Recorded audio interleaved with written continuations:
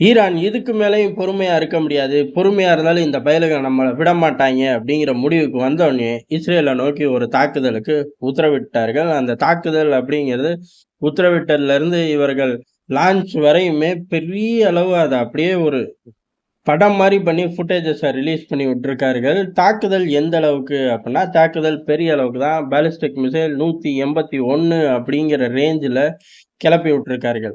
ஆனா, அது பூரா டார்கெட்ட ரீச் பண்ணுச்சா அப்படின்னு கேட்டா, இல்ல. பாதிக்கு மேல, முக்காவாசிக்கு மேல நியூட்ரலைஸ் பண்ணப்பட்டிருக்கு அப்படின்னு சொல்லப்படுது. ஏதோ ஒண்ணு ஒரு பெரிய தாக்குதல், இதே மாரி எல்லா தடவையும் இவர்களால் நியூட்ரலைஸ் பண்ண முடியுமா அப்படின்னு கேட்டா முடியாது. இந்த மாரி ஏகப்பட்ட சிக்கல்களோட பார்க்கலாம். ஆனா, இஸ்ரேல் சிதறடிக்கப்பட்டுச்சா அப்படின்னு கேட்டா, அதுக்கெல்லாம் அங்க வாய்ப்பு கிடையாது.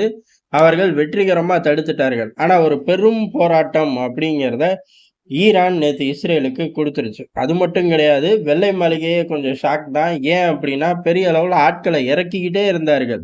ஈரான்ல இருந்து இஸ்ரேல நோக்கி ஆயுதங்கள் வரும், ஏவுகணைகள் வரும். அத சமாளிக்கணும் அப்படிங்கிறக்காக பெரிய அளவுல ஆட்களையும், ஆயுதங்களையும் உள்ளுக்குள்ள பம்ப் பண்ணிக்கிட்டே இருந்தார்கள். அவர்கள் எதிர்பார்த்த மாரியே ஒரு பெரும் தாக்குதல் தான். ஏன்னா 188 பாலிஸ்டிக் மிசைல் அப்படிங்கிறது எண்ணிக்கைகள் பெருசு. இதுல 1, 2 போய் தாக்குச்சு அப்படிங்கிறார்கள். ஈரான பொறுத்தவரை நாங்க மக்கள் குடியிருப்ப எதையுமே டார்கெட் பண்ணல. இஸ்ரேலோட ராணுவ கட்டமைப்புகள மட்டுமே டார்கெட் பண்ணோம். எங்களால எங்கள பாதுகாக்கவும் முடியும்.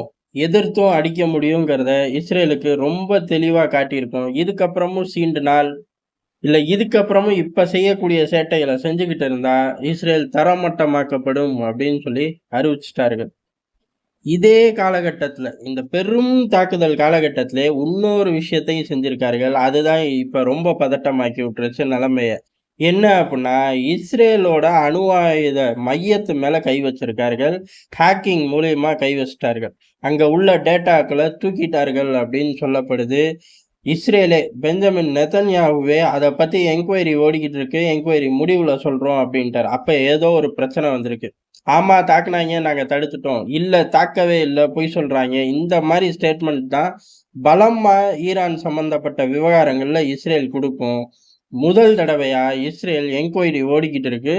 சொல்றோம் அப்படின்னு சொல்லி கிளம்பி போயாச்சு. அப்ப பெரும் சிக்கல். ஒரு பக்கம் பெரிய அளவுல ஏவுகணை தாக்குதல். இன்னொரு பக்கம் அவர்களோட ஆணி வேரே பிடுங்கி எறிகிற மாரி அணு ஆயுத மையத்து மீது ஒரு ஹேக்கிங் தாக்குதல நடத்தியிருக்கார்கள். அதுவும் வெற்றிகரமா அப்படின்னு சொல்லலாம். ஏன்னா டேட்டா தூக்கப்பட்டிருக்கு அப்படிங்கிறத ரொம்ப ஆணித்தனமா பதிவு பண்றார்கள் ஏஜென்சிகள். அதே சமயம் இவர்களும் இஸ்ரேல் அடக்கி வாசிக்கிறார்கள். ஈரான பொறுத்தவரை அந்த சம்பவத்துக்கு இஸ்ரேல் மாரியே கிளைமே கிடையாது. ஆமாவும் சொல்றது இல்ல, இல்லைன்னு சொல்றது இல்ல, பேசாம உட்கார்ந்துக்கிறது. ஆனா இத நடத்தக்கூடிய அதே காலகட்டத்துல தான் ஒரு பெரும் தாக்குதல்.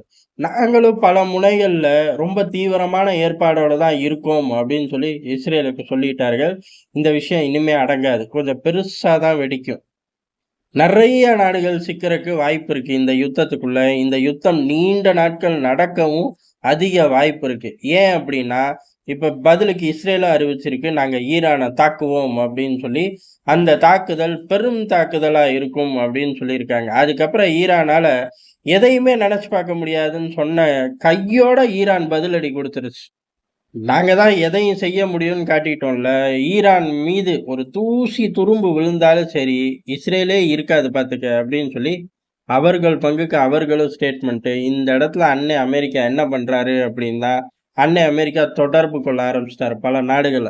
மத்திய கிழக்குல இருந்து வளைகுடா உள்ள எல்லா நாடுகளையும் அமெரிக்கா தொடர்பு கொள்ள ஆரம்பிச்சிருச்சு. குறிப்பா பிள்ளையார் சொல்லி ஜோர்டான்ல இருந்து போட்டிருக்கார்கள். அப்ப கேட்கவே வேணாம். ஒரு பெரும் சண்டைக்கு இந்த நாடுகள் தயாராயிருச்சு. அப்படியே இல்ல அப்படின்னாலும், சின்ன சண்டையாச்சும் போட்டுக்கிட்டே இருப்போங்கிற மனநிலை. ஆனா, இங்க தான் பிரச்சனையே இருக்கும். இந்த சின்ன சண்டைனாலே சண்டை தான். அது சின்னது, பெருசுங்கிறதே கிடையாது. ஏதோ ஒரு காலகட்டத்தில ட்ரிகர் ஆயிரும். அந்த ட்ரிகர் ஆகும்போது பல நாடுகள் உள்ளுக்குள்ள வரும். அதுக்கப்புறம் காலங்கள் உருண்டோடும். யுத்தங்கள் நிக்காது. இதத்தான் ரஷ்யா, உக்ரைன் யுத்தத்தில பார்த்துக்கிட்டு இருக்கோம். அதே மாரி அதுக்கு ஈக்குவல் இல்ல அத காட்டிலும் கூடுதல் வீரியம் ஜாஸ்தியா தான் ஈரான், இஸ்ரேல் யுத்தம் நடக்கும். அதேபோல அங்க எப்படி ஆளில்லா விமானங்கள் பெரிய அளவுல யுத்த களத்தையே மாத்துச்சோ, இங்கேயும் பல டெக்னாலஜிகள் யுத்த களத்த மாத்தும். அதுல சில டெக்னாலஜிகள் ரொம்ப ஆபத்தா கூட இருக்கும். ஏன்னா 2மே அணு ஆயுதத்த வச்சுக்கிட்டு மிரட்டிக்கிட்டு இருக்கக்கூடிய ஆட்களா இருக்கார்கள். அதே மாரி அன்றாட பயன்படுத்தக்கூடிய விஷயங்கள்ல கை வைக்கக்கூடிய ஆட்களா இருக்கார்கள். அங்க உக்ரைன், ரஷ்யா யுத்தத்துல புரட்டி பார்த்தத விட, ஆளில்லா விமானம் புரட்டி போட்டத விட, இங்க பல டெக்னாலஜிகள் விஸ்வரூபம் எடுக்கும். இதுவுமே அடுத்த கட்ட யுத்தத்துக்கு வழிய தான் கொண்டு போகும். எல்லாரும் இதையே ஃபாலோ பண்ணுவார்கள். இதுக்கும் மேல நம்ம கண்டுபிடிக்கணும்னு யோசிப்பார்கள். அந்த யுத்த சிந்தனைய நோக்கியே நாடுகள் செல்லும் அப்படிங்கிறது தான் எதார்த்தமான உண்ம.